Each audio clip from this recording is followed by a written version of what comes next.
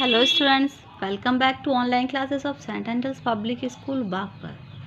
Students, stay home and be safe and follow all the rules of lockdown. Students of class 6th, chapter 19, topic tenses and part 8, and the heading is past perfect continuous tense. Students, in the previous video we have studied other parts of tenses and types of tenses. And today we will discuss about the past perfect continuous tense.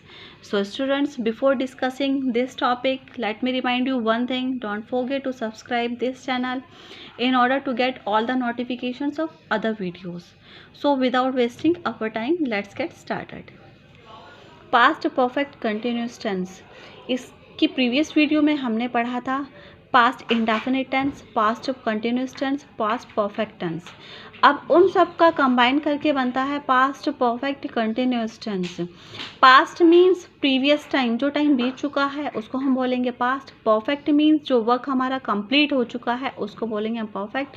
Continuous tense, continue, वो कार्य जो complete हो चुका है और past में continue है उसे बोलेंगे हम पास्ट परफेक्ट कंटिन्यूस टेंस. अब इसे हम डिफाइन कैसे करेंगे students? It is used to denote an action which had been going on before another action in the past. अब इसका क्या मीनिंग है? It is use to denote an action. ये क्या है? हमारे कार्य को बता रहा है. Which had been going on before another action in the past, जो हमारा पास्ट में चल रहा है, जो another action in the past, जो हमारा पास्ट में दूसरा कार्य हो रहा है उसके साथ साथ जो अदर कार्य हो रहा है उसको हम बोलेंगे पास्ट परफेक्ट कंटिन्यूस टेंस. इसको हम जानेंगे अब एग्जाम्पल के through. For example, he had been living in Bombay for 5 years when he came to Delhi.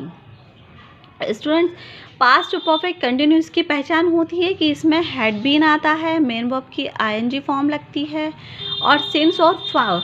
इसमें बेसिकली हम टाइम के बारे में बताते हैं कि कब कौन सा टाइम चल रहा था और वो कार्य किस टाइम हुआ था. वो कार्य हमारा पास्ट टाइम से रिलेटेड होता है, उससे हमें पहचान होती है कि ये हमारा पास्ट परफेक्ट कंटिन्यूस टेंस है.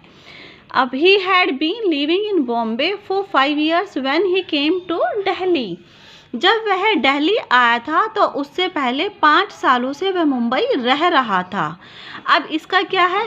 जब वह दिल्ली आया था और पिछले 5 सालों से मुंबई रह रहा था तो दोनों क्या है? हमारा पास्ट का जो टाइम है उसे डिस्क्राइब कर रहे हैं और वो कार्य कब हुआ था? हमारा पास्ट में हुआ था. तो ये टाइम को डिनोट कर रहा है. जैसे 5 years, 4 क्या है? 4 हम यूज़ करते हैं जहाँ पे हमारा एक्यूरेट टाइम यूज़ किया जा रहा है. जैसे 5 years.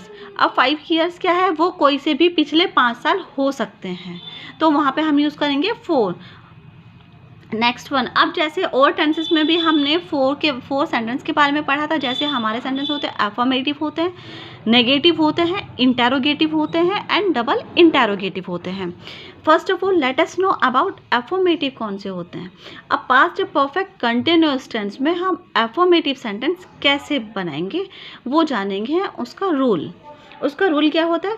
Subject plus had plus been plus main verb की ING plus object plus since for plus time. Student, subject and object will remain same. और जहाँ पे मैंने बताया था अगर कंटिन्यूस कहीं पे भी सेंटेंस उसमें टेंस में कंटिन्यूस है तो उसमें हम आईएनजी ऐड कर देंगे. इट मीन्स हेल्पिंग वर्ब और मेन वर्ब में ही चेंजेस आएंगी बस. और इसमें हम टाइम भी बताएंगे, सिंस फॉर प्लस टाइम, कि वो कार्य कौन से समय में हुआ था. For example, his elder sister had been dancing for 2 hours. उसकी बड़ी बहन पिछले 2 घंटे से डांस कर रही थी. तो ये क्या हुआ? हमारा टाइम बता रहा है कि 2 घंटे से, for 2 hours. अब वो 2 घंटे कौन से थे वो मेंशन नहीं है तो इसलिए हमने since यूज़ किया है. Next one, his negative simple.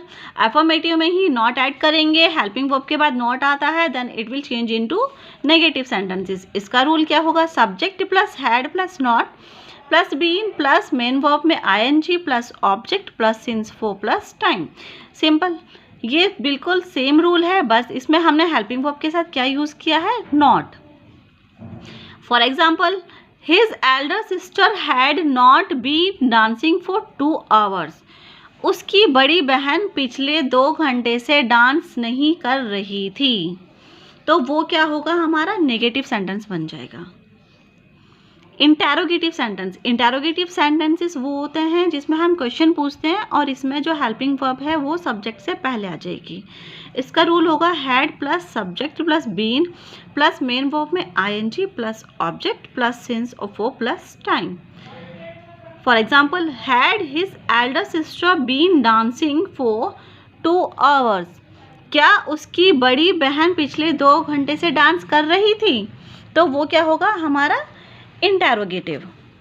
Next one is double interrogative sentence हमारे वो होते हैं जिसमें हम WH वर्ड यूज़ करके क्वेश्चन पुट अप करते हैं और इसमें क्वेश्चन मार्क आता है।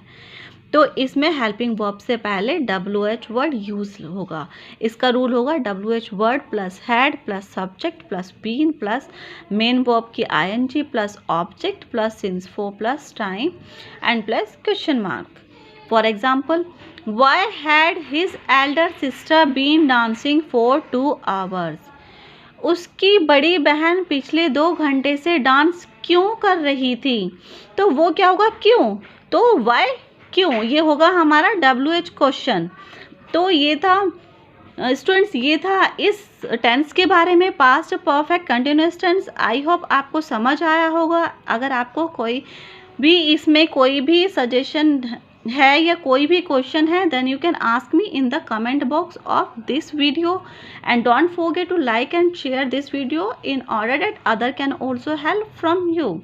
And I am sending you an assignment exercise of from page number 106 of the same tense, that is past perfect continuous tense की ही ये exercise है which you have to do in your grammar notebook. Good luck and thank you.